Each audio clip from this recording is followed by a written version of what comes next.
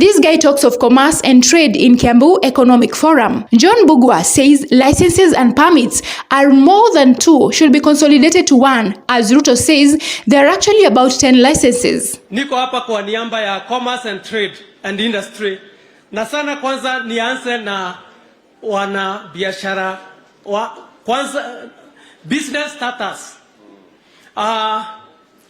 Bwana DP, mimi nimelelewa na mama na baba kwa panga.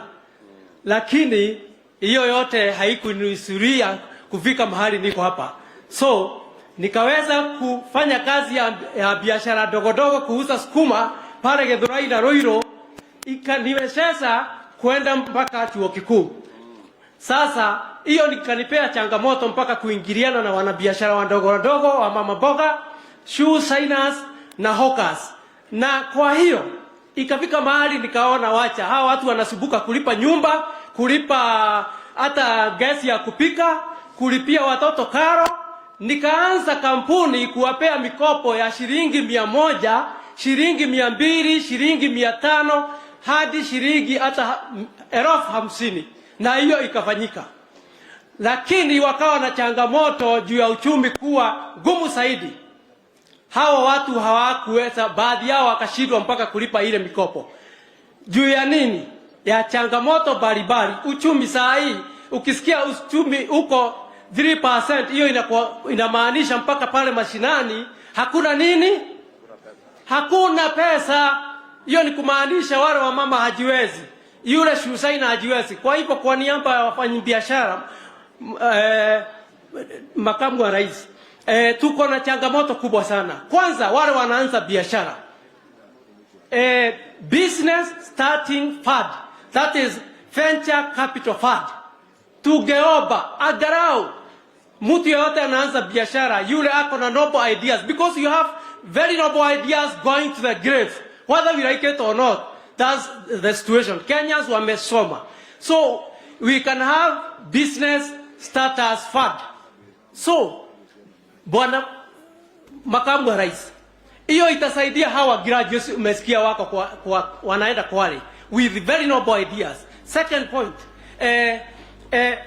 guarantee fund, loan guarantee fund. Each and every sub-county should have loan guarantee fund for all the business starters plus the ongoing small businesses.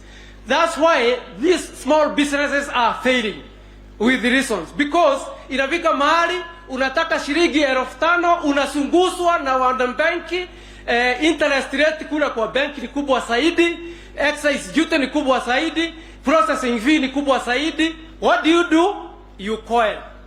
Hiyo biashara inafanya nini? Subscribe, watch and share. Business kwa watu wengine, umecreate employment kwa watu wengine. So hiyo biashara inakufia hivyo just because of 5,000 shillings.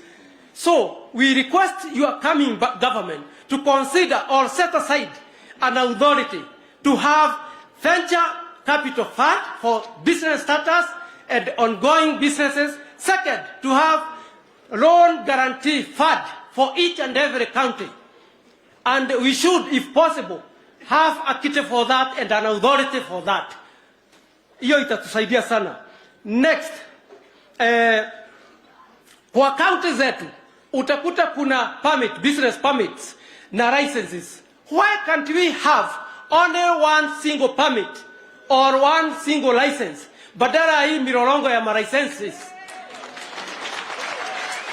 Kwa nini tusikue naye? Ndakaa tutakuwa na hiyo single business permit. Unakuta ile permit ya 10,000, yule kuna mtu hawezi lipa hiyo mara moja.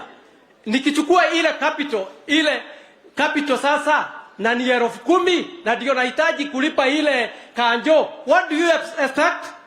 If you like these daily news updates, kindly like, subscribe. Kaa nyumbani, umempeleka nyumbani, the business is gone.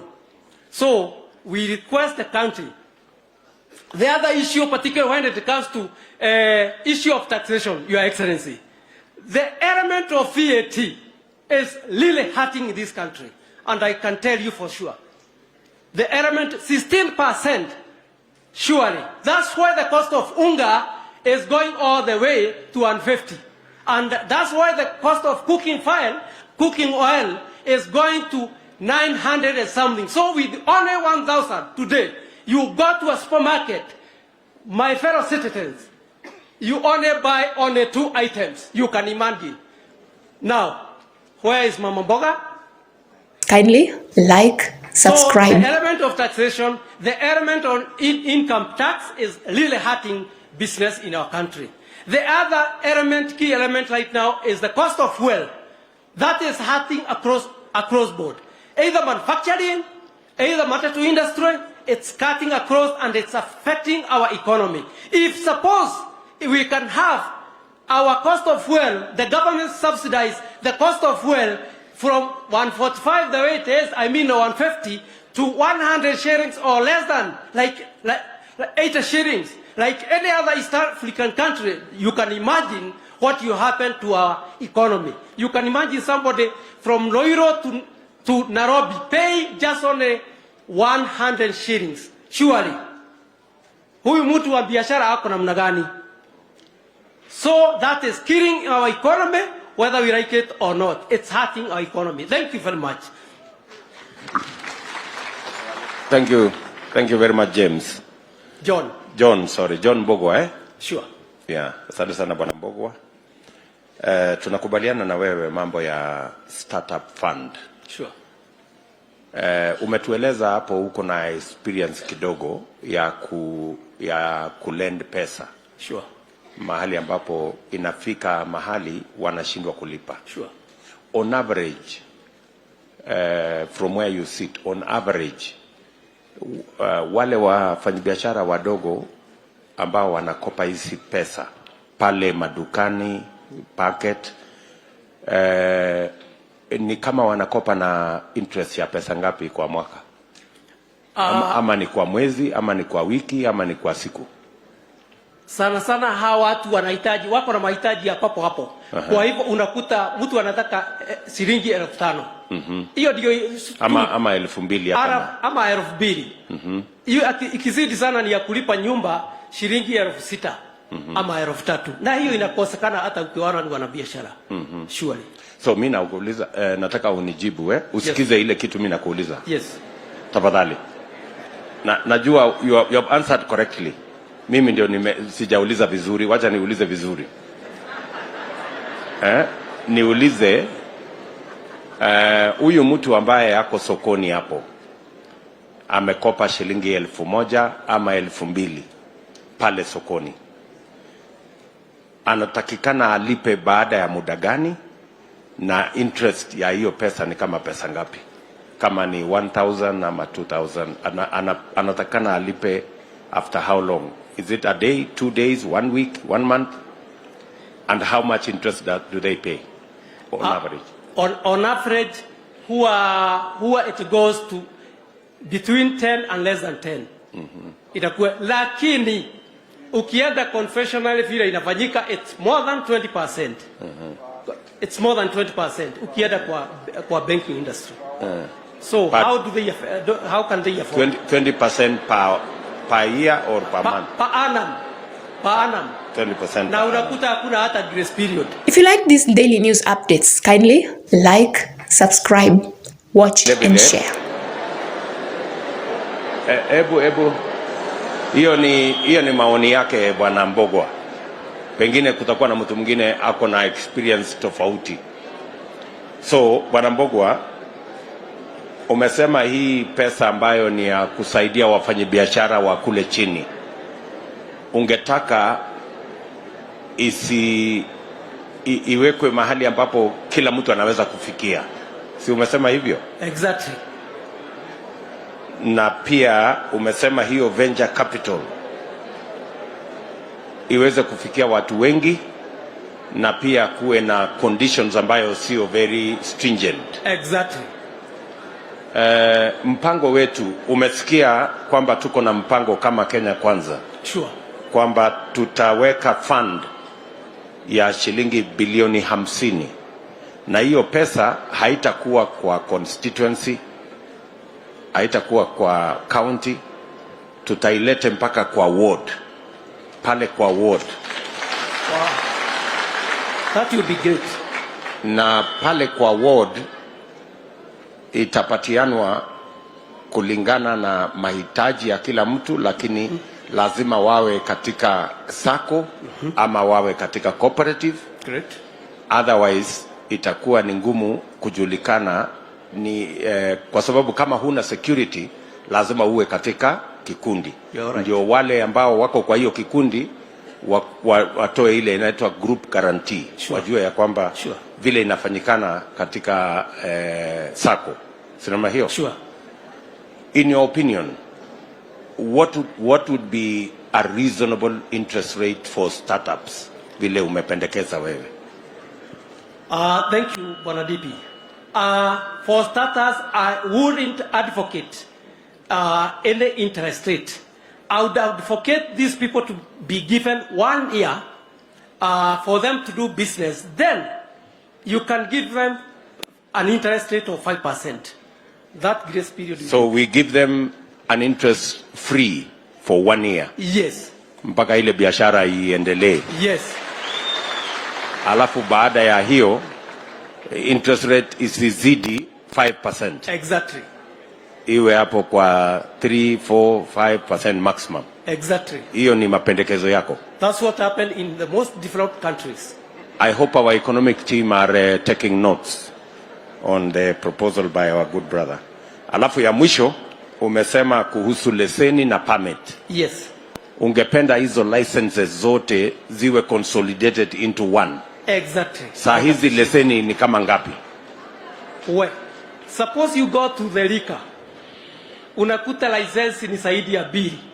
Jana nimeongea na mtu wa kinyozi. Just only kwa kinyozi tu. Unakuta kuna business permit, unakuta huyu mtu wako na fire extinguisher. Now you can imagine. Just music copyright juu wako na music ya attract the customers.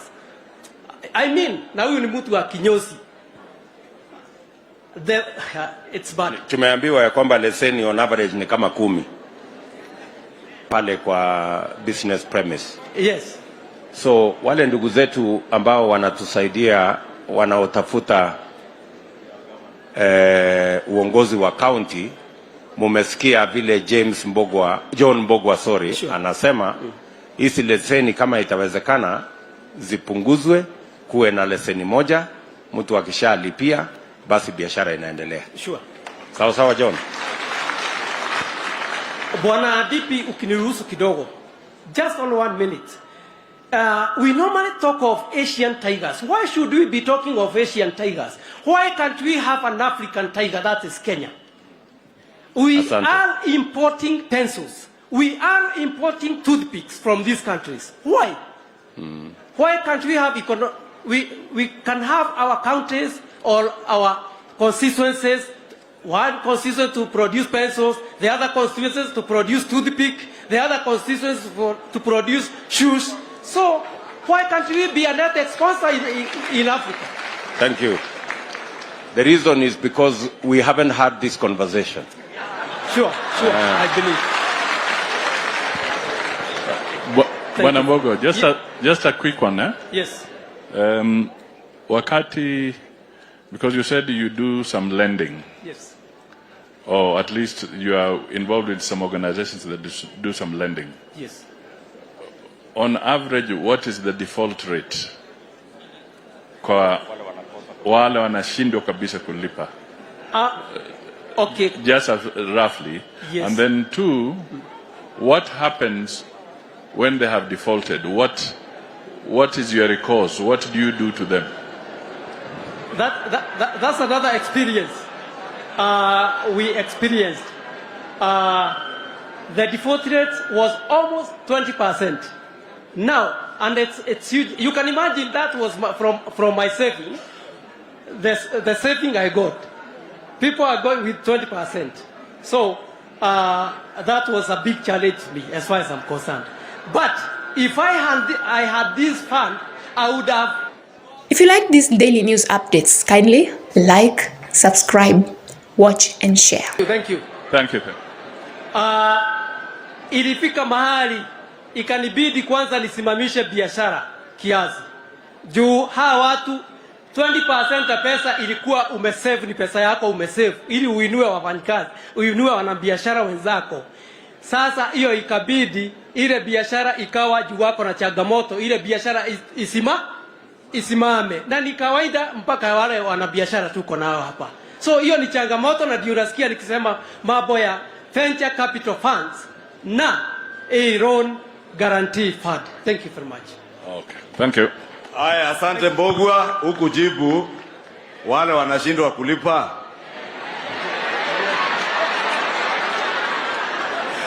Unawatumia bouncer. Thank you very much. Wacha nimwambie sisi baadhi ya wengine ni vizuri kumuogopa Mungu. What we normally do ni kwenda kukaa na yule mtu chini, juu nimekuwa kwa hiyo team, na kufanya utaratibu tuone hata kama itachukua miezi 6 itakuwa namna gani. Tunaelewana? Thank you very much. Thank you very much. Aya, we Mbogwa ni alieka. Kule alia magera kameko githeti guo. Na ake makagera mutungi uria munene wa gasi. Wengine Mheshimiwa Musalia, wengi wanachukua mitungi ya meko ya gas kwa nyumba, wanabeba TV yako, hata kitanda. Unaachwa na mama bila kitanda, unafanyia hiyo kazi nyingine kwa floor. Nikioge kwa keugire ndokairere karagita ki. Simumbesikia Mbogwa na Benson ile ujuzi yako naye. Mheshimiwa Deputy President, ndio ni kusema ukiona tractor iko chafu usidharau. Ungedharau Benson sababu anakaa hana suit kama Ekemani Ishongwa, lakini Benson meona ndio anaweza kuwa waziri wa agriculture kuliko mimi. Nataka the next speakers, please, I will call you two. You share the 5 minutes, about 3 minutes, because we are running short of time. Goshen, Mr. Goshen from Kiamba, and Mr. Shege on real estate.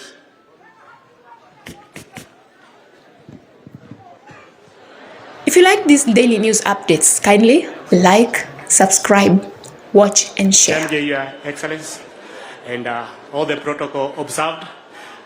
This morning I'm very happy kwa sababu ya ile hope tumekuwa nayo kusikizwa na zile swali ambazo umetaka kujua kutoka kwetu. How kampuni yangu inajiita Goshen Real Estate.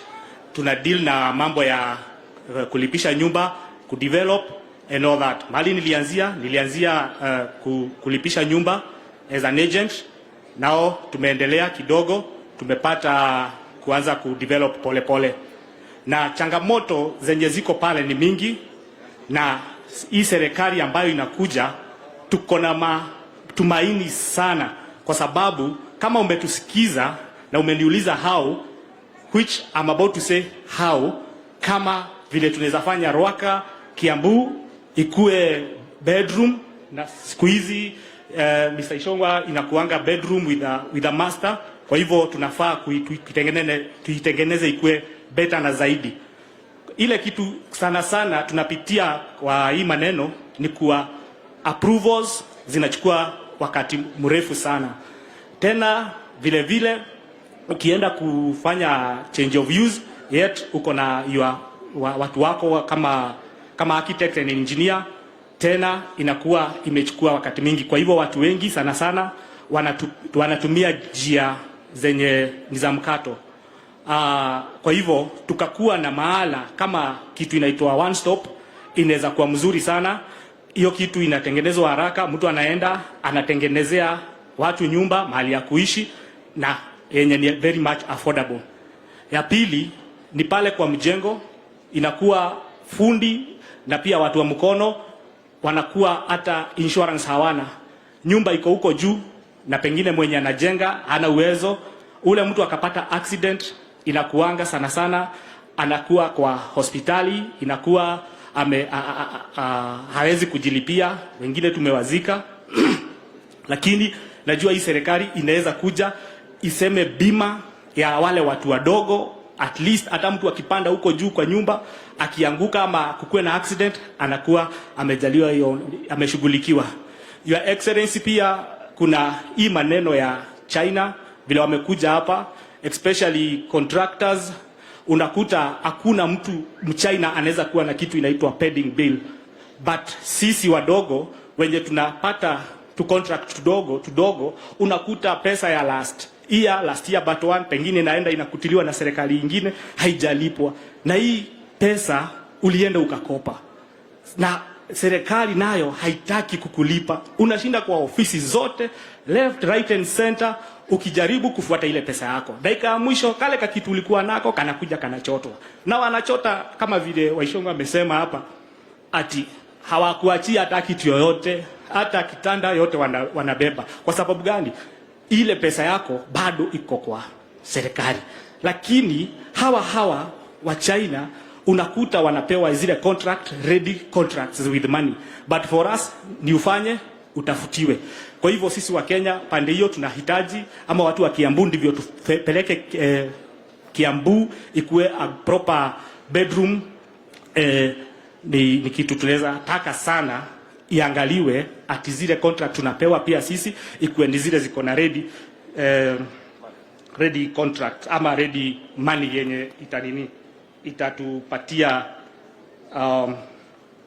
itatupatia uwezo wa kuendelesha hata hiyo contract nyingine umepewa, na pia kuajiri ama fundi, na pengine pia hata kulipa hiyo insurances zenye ziko pale. Your Excellency, hii sekta ni sekta ambayo inakuwa imebeba watu wengi, na ni sekta inakuwa sana inahotomeshwa na kila jambo ikitendeka. Kama wakati huu chuma imekuwa bei kali. Chuma moja unakuta inaenda na 8,000, chuma ilikuwa 2,000. Na unakuta sasa hata nyumba mingi ni kama sasa zimedidimia. Cost pia ya cement tunaweza taka pia kama wale wengine wanafanywa zile vitu zinaitwa subdues, pia hii ikuwe inapewa hiyo, kwa sababu as much as if you like this daily news updates, kindly like, subscribe, watch and share. Nchi yetu na kutengeneza Kiambu ikuwe a proper bedroom. Access road pia ni kitu kingine inatuchangia sana. At least government ikaingilia itutengeneze mabarabara. At least iweze kuweka hata kama ni street light, na pia hata kama ni zile bitumen road zile zenye gari atazikiingia hazikwami.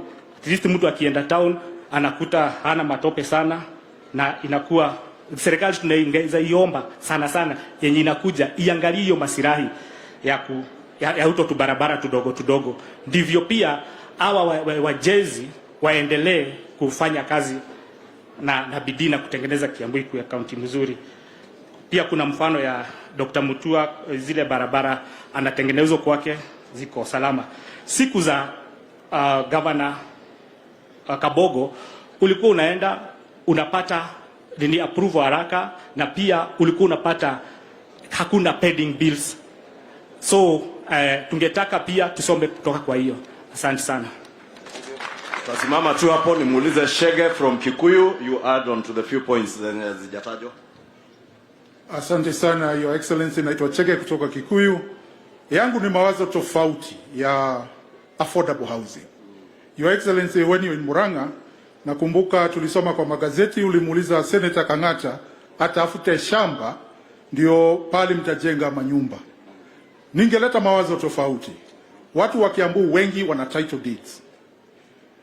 Tungeingia private public partnership, jinsi kwamba wenye titles serikali ambayo inakuja ya Kenya Kwanza iwe na expansion of the National Housing Corporation, to reorganize National Housing Corporation, iwe ni body ambayo inaweza simama katikati ya huyu mtu anaboro pesa za kujenga nyumba using the titles na the banks that are going to give the credit.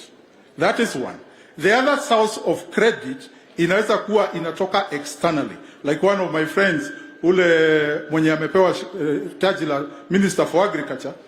There's external funds ambao the government can borrow that can be on land specifically to build affordable houses. Tuondoe serikali kwa ujenzi, tuilete kwa wananchi, na itakuwa ni system ya bottoms up ambao Kila mtu ataweza kujenga labda flat ya units 10, anakodisha zote 10, anakula 6, serikali inachukua anakula 4, serikali inachukua 6 kulipa ile kodi ama kulipa ile loan. That way tutaweza kumaliza slums within a very short time. Your Excellency, if you think of what the leakages would be, kama ile mpango umekuwa nayo muhimu sana ya TVETs. Vijana wa TVET ndio watakuwa kijenga madirisha ya hizi manyumba. Kama kwetu Kikuyu, vijana wa TVET ndio wanajenga madesk ya mashule. If we could roll this one out across the country, tunaweza maliza shida ya ajira kama hapa Kiambu. Kwa mfano, if we are doing like 100,000 units of houses today in Kiambu, wale mafundi watajiriwa mahali pale, mafundi wa mawe, mafundi wa mbao, mafundi wa rangi, madriver wa trucks, watu wa hardware, supermarket ile iliyo karibu, hata mama getheri wa kuleta kwa mchengo. The bottom up approach itakuwa imegenerate a lot of activity ambayo itasaidia kila mtu. And this one can be done across the country, whether it is Eldoret, whether it is Mombasa. Na hii project ukisonga nayo your deputy, Mheshimiwa Rais wetu wa 5, every Kenyan atakusikiza vile we are getting this as a bottom up approach, tutoe serikali kwa ujenzi. Like we did the construction ile imefanywa pale Ngara ya affordable housing. Ni one contractor ame benefit. Na ni Mchina. Na Wakenya wengine wale wamehusikana na yeye. Lakini if we were to do this, we empower everybody across the nation all the time. Asante sana. Thank you. Thank you, Bwana Shege. Is that correct? Yes, Shege. Yes. So, I agree with you.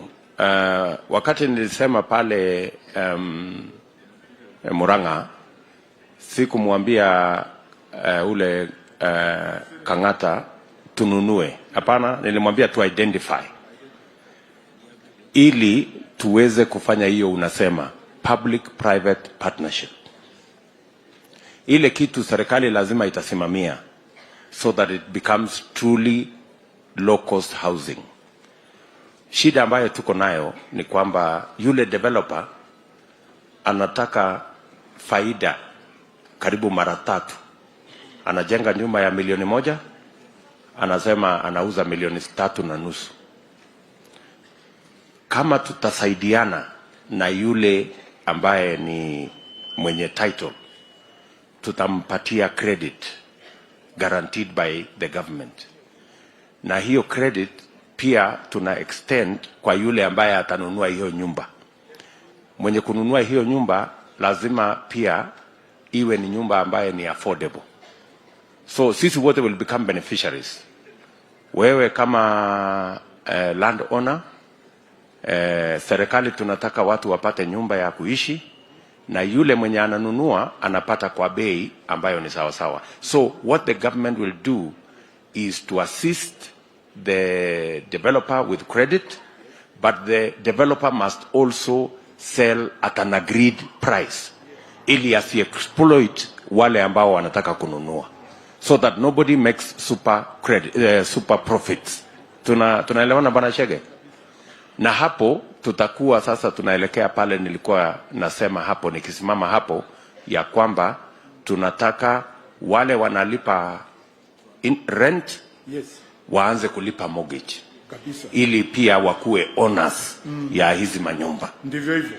Kwa sasa wale watu wengi mwenye faida kubwa ni yule developer.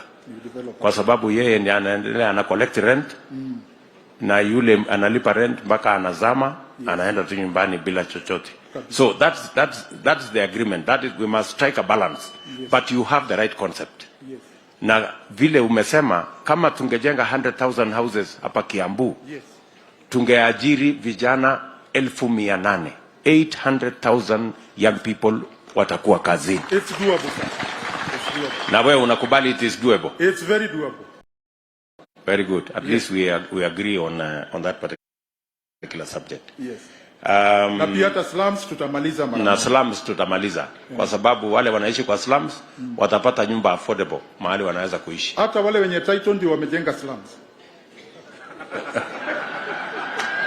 Na wamejenga slums kwa sababu hawana credit. Hawana credit. Yes. Tukiwapatia credit watawacha kujenga slums, watajenga nyumba mzuri. Nyumba mzuri. Kweli kabisa. I think we have a deal. We have a deal, Mr. Chege. Thank you, sir. Hapo tutaendelea kuongea hiyo maneno. Thank you, sir. Hiyo ni mzuri. Asante sana. Thank you very much, Goshen. I hope hapo Chege usemi baba yangu ndiye amejenga slums Kikuyu.